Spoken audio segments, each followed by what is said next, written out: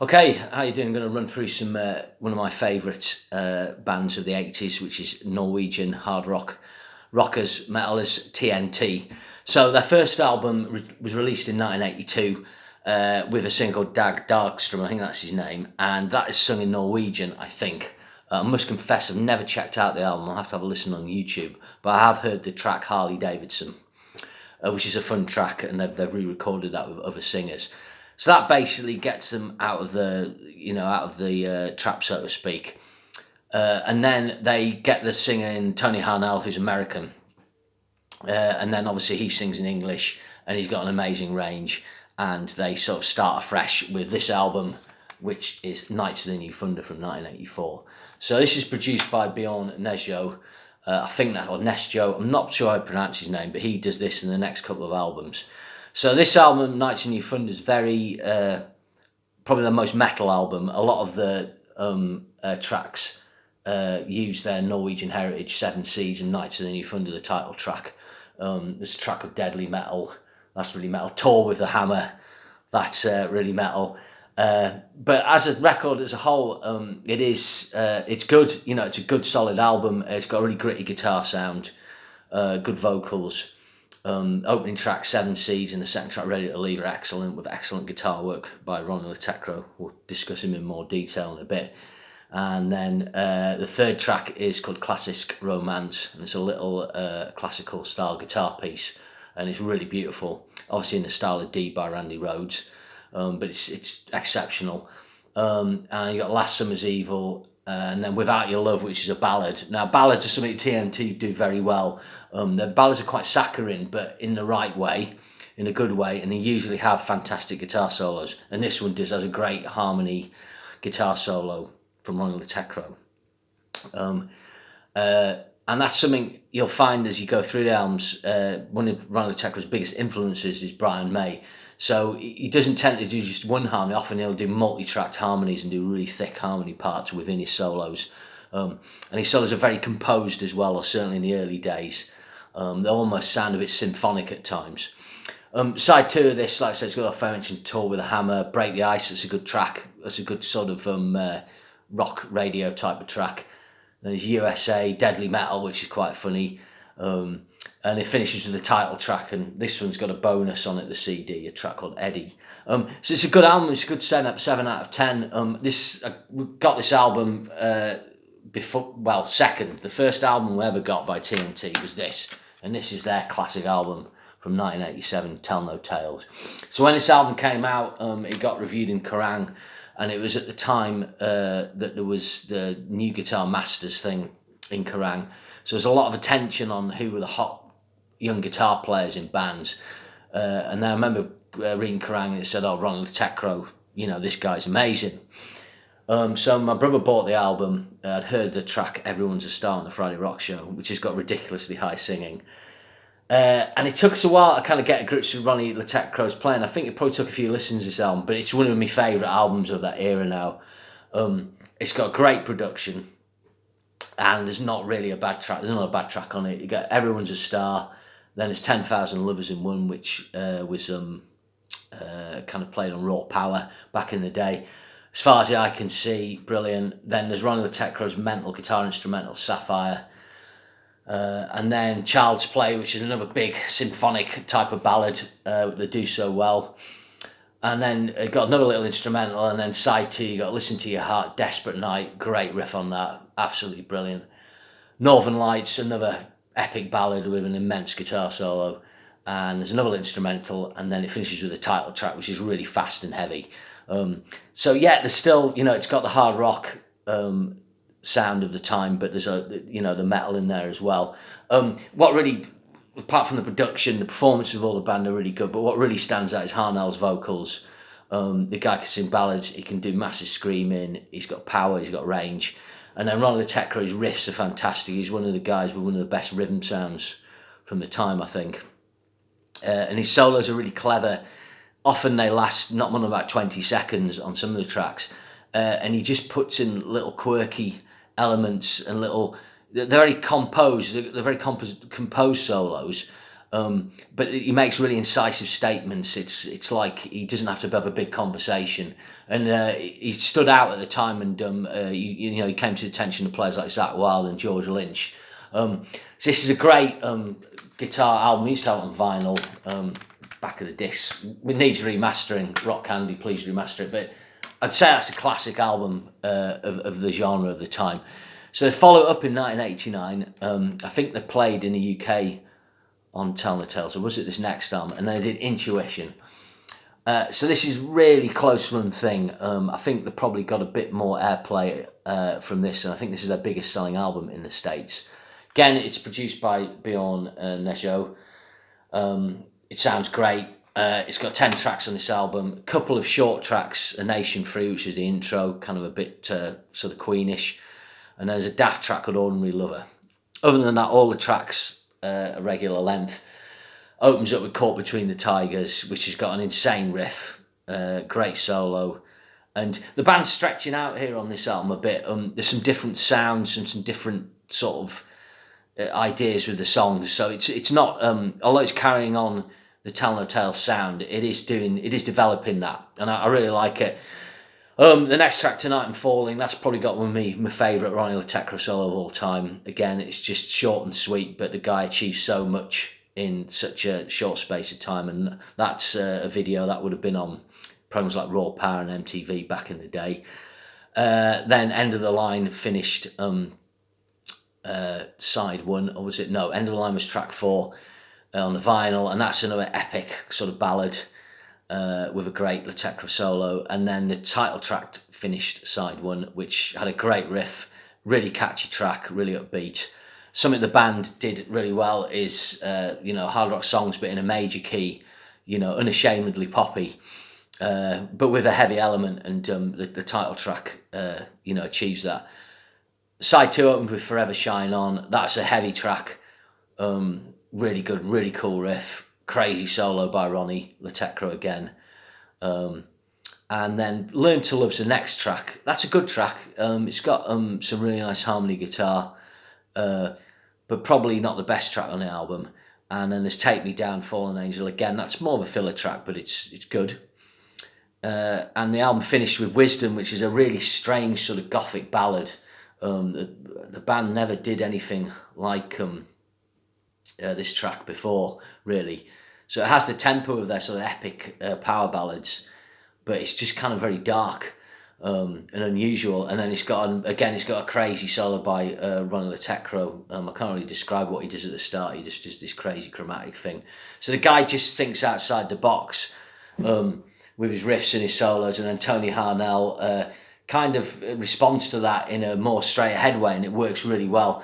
So this is a really strong follow-up. Again, one of the best albums of the era. So it's the end of the 1980s. That means it's problem time for bands like TNT. And for a band like TNT as well, although they're popular in Norway and part of Europe, it's a hand broken in the States.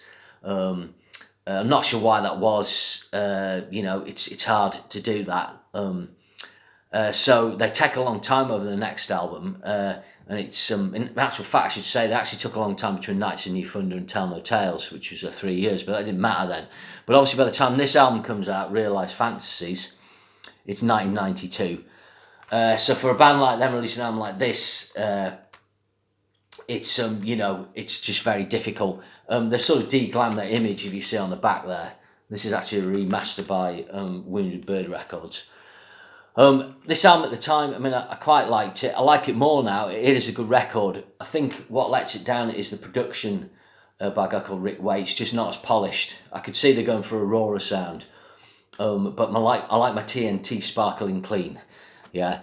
And this is just not quite as shiny. The other thing is Ron LaTecra, his solos, it's like he's kind of lost interest in doing those compositional elements of his solos and doing those little mini creations. He seems to be more improvising on this, and it doesn't sit as well with me. But it's got some great tracks. There's Downhill Racer. That's a great opener. It's really cool. Hard to Say Goodbye. It's good. Mother Warned Me. That's a really cool track. Then they've got the obligatory TNT ballad. It's a good one. Lionheart. Probably got Ronnie's best solo on the album on that. And then side 1 finished with Rain. Something with this album, the tracks are longer as well. Those first TNT albums, the tracks are very short, like Van Halen. So you've got 3, 2, 3, 4 minute tracks, you know. On this, a lot of the tracks are over 4 to 5 minutes. So they're stretching out more, but you know, the tracks aren't as immediate. Side 2, you got Purple Mountain's Majesty, whatever that means. Pretty good. Rock and Roll Away, I really like that track. It's got a great riff. Then there's Easy Street, which is a little bit Queenish, a little bit sweet, you know, some cool harmonies. And I quite like that track. All You Need is the track 9, that's the weak track on the album.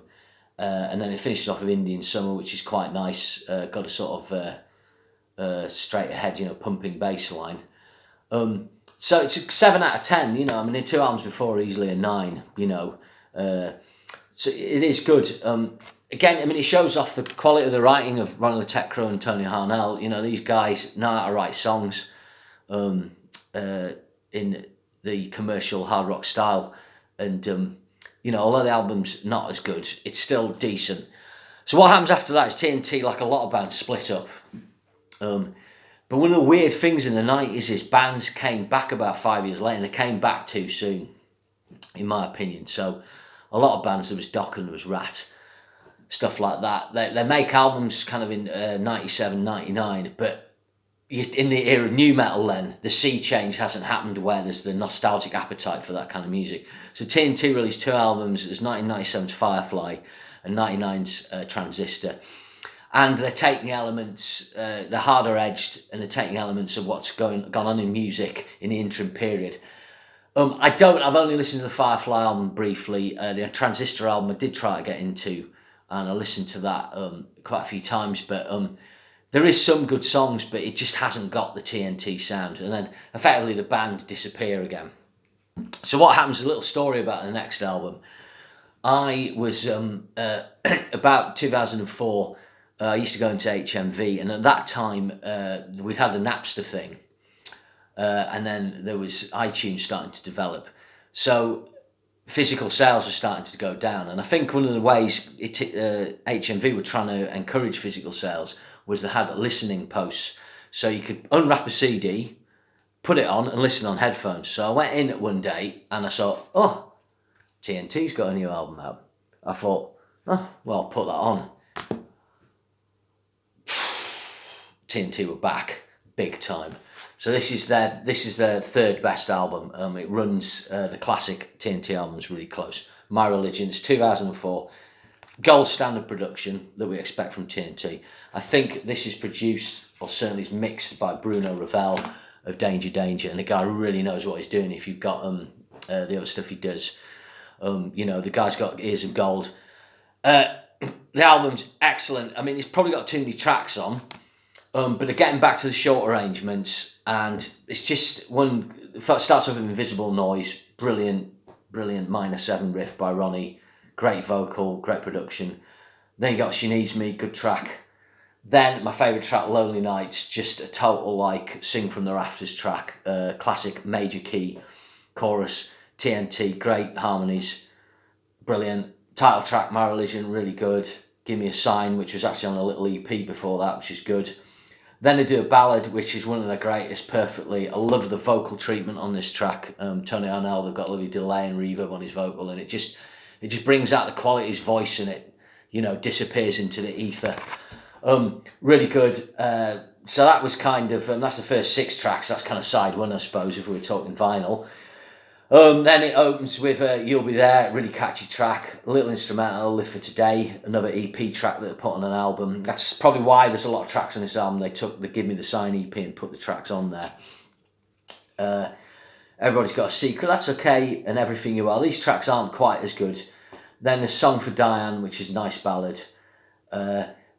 So the album does tail off a little bit, but then what happens is it has 2 bonus tracks introduced by Tony Harnell and Ronnie Le Tecro. I love it. It's like Ronnie Le Tecro says, "Hello, this is Ronnie Le Tecro. You are listening to the TNT album." But the track called Satellite and Hey Love, which Satellite's a really kind of bouncy track, a bit like Indian Summer groove off the Realised Fantasies album. And then Hey Love's another kind of dark ballad that was originally on the Give Me a Sign EP along with the Satellite track. Really good. You know, the only thing I'd say with this album is, again, they're sort of blended to the EP and the album, so it's a little bit too much material. And like Ronnie the Tech Crow, his rhythm sounds great, his riffs are great. He does do some really cool solos, but again, he's not quite, you know, he's not at that level he was on the Tell No Tales, the Nights in New Thunder, and the Intuition album. But it's a solid 8.5 out of 10. It's one of the great comeback albums. It was really restored my faith in music, that album, along with several albums from that early period of the noughties, where bands started sounding like they were supposed to again. So the next album is All the Way to the Sun, 2005. And I think the fact that it's 2005 tells you like what I think the sort of possible problems with this album. They rushed it. They should have taken the time a bit more. Production's not as gold standard. The bass player's left, Morty Black. So it feels like it's a little more rushed.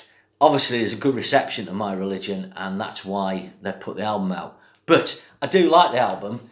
You got a Fix, good track. Too Late, that's great. Driving, that's a great track. Me and I, good track. Sometimes, sorry, that's the top track on the album. That's classic TNT. And I really like the title track, All the Way to Sun. Has got a great chorus. They do a pointless cover of Wonderful World. I don't know why they do that. Next track's The Letter, which is good. I like it. Then there's Majestic Pines, which is a little instrumental, which I'm not fussed by now. I'm not bothered with Ronnie Latecro's little acoustic instrumentals. And Black Butterfly, you know, it's all right. That's the kind of tempo track, but I'm not that fussed. Then it's got Save Your Love, which is good. It's a good rocker. And then it finishes the track with Ready to Fly, which is really, really good. It's quite a moving lyric on that. I think the problem with the album is it starts pretty strongly, you know, up to the title track. Then it kind of goes down, and then you've got to wait till the very last track or last couple of tracks for it to pick up. So a little bit of trimming a couple of tracks off that would have helped. So it's worth getting that album. That's the last album I own by him. After that, Tony Harnell leaves, and they get the late Tony Mills from Shy. Now, Tony Mills was a really good fit for the band. But the first couple of albums they made, there was the New Territory and Atlantis. And there's a lot of like daft sort of Queen-like stuff, you know. Not that I don't like Queen, but it just, I don't know, there's too much experimentation. And so what happened with that, because fans didn't like that, they did an album called A Farewell to Arms, which is the third album we did with Tony Mills. I think it's from about 2011, 2012. And that's good, that's worth having. I used to have a copy of that. I moved it on, but I do think it's good. It's got a really cool track with Engine on it, and Good Night Maria, something like that. There's a little ballad, but you know, it's not great, but it's a good 6 out of 10, and it's worth checking out. And Tony Mills, like I say, was a good fit for the band. It's just the songs weren't really there. Recently, they just did a self-titled album with a new singer, but it wasn't happening for me. It's on Frontiers. So, you know, these 6 albums I've got: Nights in the New Thunder, Tell No Tales, Intuition, Realised Fantasies, My Religion, and All the Way to the Sun. They're all worth checking out, but I would say that Tell No Tales, Intuition, and My Religion are just really classic albums of the genre for me. Certainly the 2 from the 80s. And if you've not heard TNT before, the great Ronald Tech Crow and Tony Harnell, then check them out. Cheers.